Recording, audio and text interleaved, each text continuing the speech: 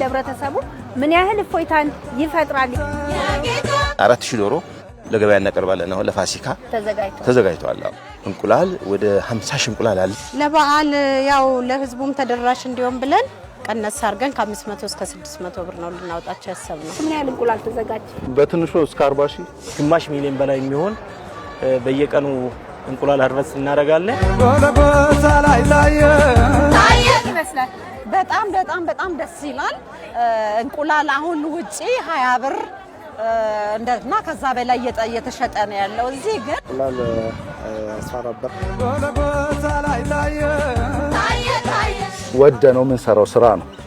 በተጨማሪ ደግሞ በደንብ ማህበረሰቡንም የሚጠቅም እኔ ያንዳንዱ ሰው ትንሽ ቦታ ካለው በዚህ ሰርቪስ ሰማራ ጥሩ ነው። ከባድ ነገር ይመስላል ግን ገብተሽ ስታየው ግን ደስ ይላል። እንስሳ ጋር መዋል ራሱ አንዱ ደስታ ነው። በአሁኑ ሰዓት እንደ ከተማችን ከ1.2 ሚሊዮን በላይ የግብርና ቤተሰቦች ተፈጥሯል።